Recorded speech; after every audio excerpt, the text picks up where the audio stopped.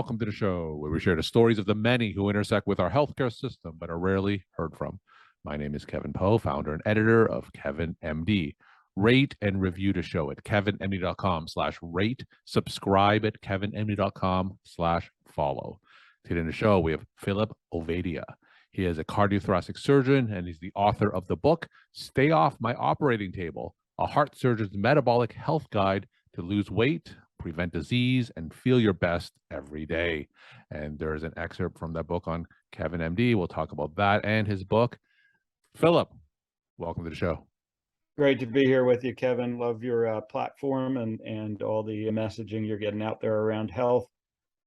All right, we'll get into your book and article in a little bit. First off, briefly share your story and journey to where you are today.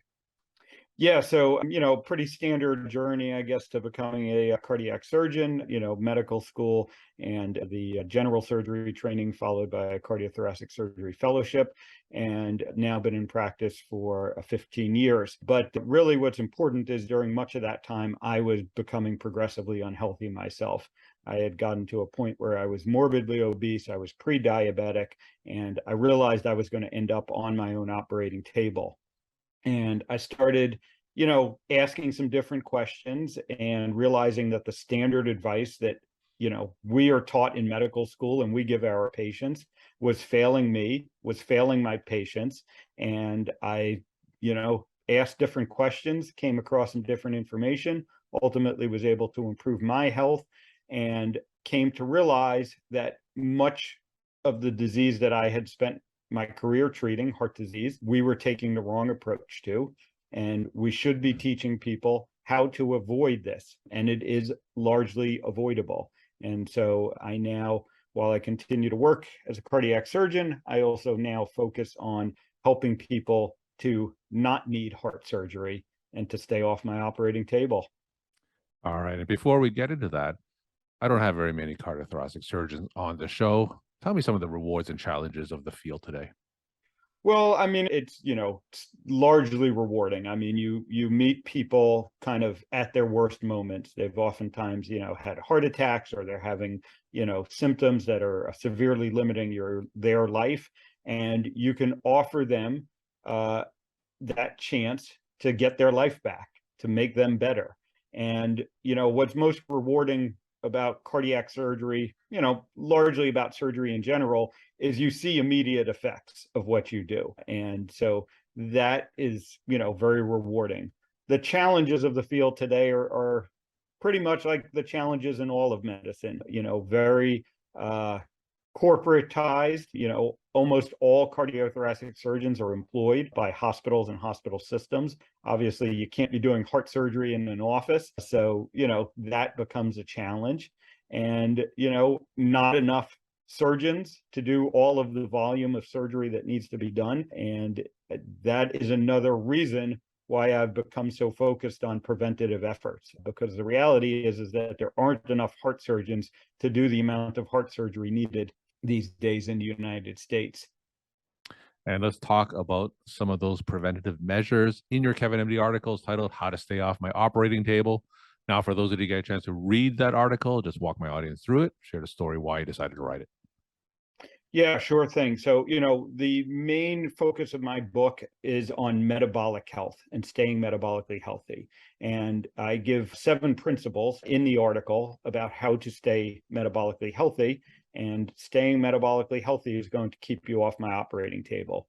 We know that poor metabolic health, and whether you measure that as insulin resistance, diabetes, there are a number of ways to look at that. But no matter how you measure it, we know that poor metabolic health is the #1 risk factor for developing heart disease. So I think if we can refocus people on improving and optimizing their metabolic health, we have a much better chance at keeping them from developing heart disease. So let's go into more detail. What are some ways that we can do that? Sure thing. The first principle I talk about is really a mindset, and that is reframing your health as a system rather than a goal. And, briefly what that means is don't be focused on the short term, I'm going to lose 20 pounds, but focus on the bigger picture. I want to be metabolically healthy, and I am going to find the habits that support my metabolic health. The next principle is, to make one sustainable change at a time. It's hard to change everything. And the problem when you try and change everything at once is that you really can't tell what works and doesn't work. So, I advocate for people to kind of focus on one area at a time and make the changes and then measure if they're improving or not. And if they're not improving, then you start to make other changes.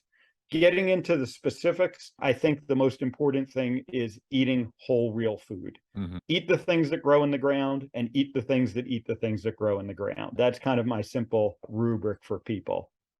I also think it's important for people just to get more activity. That doesn't necessarily mean going to the gym for 2 hours a day and doing cardio or doing weightlifting. I think if we just incorporate more movement into our daily lives, take the stairs instead of the elevator, park further away, take that 10-minute walk after you have lunch or dinner.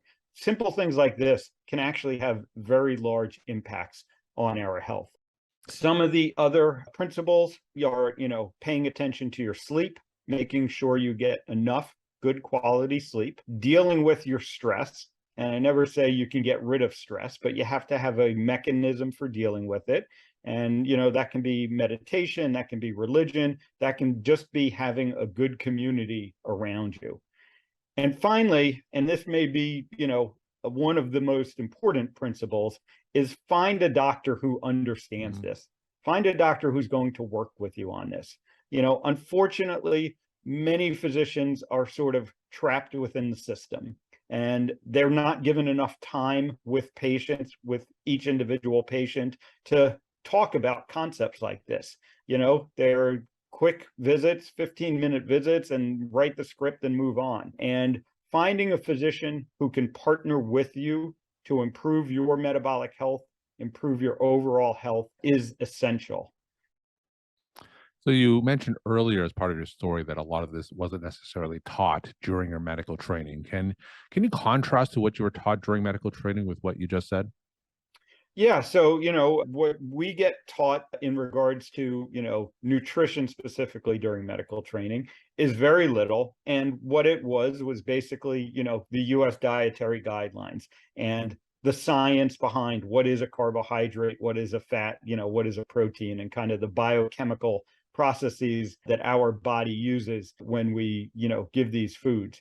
But we have to realize that the U.S. dietary guidelines have been in place now for 40 years. And during that time, our health has only worsened. So we really need to take a step back and start questioning those.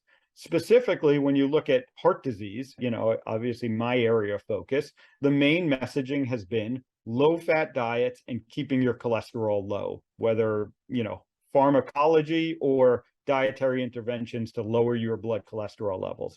And again, we don't see a lot of evidence that that's working. That has been really the mainstream advice, the focus for 70 years now. And heart disease remains the #1 killer in the United States and worldwide. So I think it's important that we as doctors, we as a healthcare system, take a step back and say, we have to be doing something wrong if we're not making an impact on these diseases that we've been, fighting these wars on for 50 plus years. And from that policy standpoint, why do you see such inertia when it comes down to that? Why not incorporate some more of the things that you just talked about? Yeah, well, you really have to start to look at, who is influencing the policy. And unfortunately, that's not physicians and that's not patients. It's, the bigger entities within the healthcare system. It's the pharmaceutical industry, it's the food industry. When you look at the committees that, decide the U.S. dietary guidelines and revise those every 5 years, you see a large influence from the food industry. And we have to recognize that the food industry isn't focused on keeping people healthy. They're focused on selling more food. And I don't blame them for that. They're in business. That's what they're in business to do. But to think that they have some sort of responsibility, for our health simply isn't true. And, it's not that they are, I don't, have this big conspiratorial mindset that they're acting against us. It's just that they're not really paying attention to the outcomes of the recommendations that they make. And then, like all large institutional decisions, they kind of start down a pathway, and it's hard to change course. It's hard to steer that ship in a different direction. So when we see poor outcomes, usually the reaction is, well, people must not be following our advice, or we must need to, do whatever we're doing more. And at some point, we have to take a step back and we have to say, what we're doing is not working, and it's time to start thinking a different way about all of this. You mentioned earlier that a lot of primary care physicians have only 15 minutes to spend with patients, and I'm certainly one of them. So, what are some high yield phrases, high yield things that I can do in those 15 minutes that can impart some of these metabolic pieces of advice that you share? Yeah, well, I think, on a high level, just mentioning metabolic health. I mean, most doctors don't mention it. A lot of doctors don't even really understand what it is, how to measure it. So at least if you're mentioning metabolic health to your patients and you're thinking about metabolic health, that's going to steer you in the right direction, because you're going to start, checking the right lab tests. You're going to start, thinking about the influence of the things we mentioned, what you eat, what you do, how you sleep on that patient's life. And, perhaps it's not going to completely change you right away. You're not going to stop writing all the prescriptions, but at least we can start thinking more about, okay, I'm giving them the prescription, but let's also talk about their metabolic health, and let's help them to improve their metabolic health. And what you may find, what I have certainly found working with patients, is that the patient may not need the prescription anymore after a while. And that's kind of an amazing thing, because again, we don't get taught in medical school how to take patients off medications. We only get taught how to put them on the medications. And there really isn't a lot of thought about how can we get patients off of these things. And I think we should be thinking more about that. We're talking to Philip Ovadia. His KevinMD article is titled "How to Stay Off My Operating Table." Philip, what are some of your take-home messages that you want to leave with the KevinMD audience?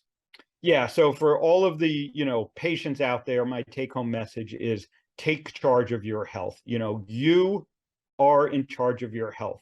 Your physician should be helping you, but they're ultimately not the one making the decisions in your day-to-day life. So take charge of your health. Figure out if you're metabolically healthy or not. I have a great free tool. It's at ifixhearts.co, and it's just a quick quiz that will take you through, are you metabolically healthy or not? And then for the physicians out there, like I said, focus more on metabolic health. Let's help our patients to get healthy and to stay healthy instead of just managing their diseases. Philip, thank you so much for sharing your time and insight. Thanks again for being on the show. Thank you, Kevin.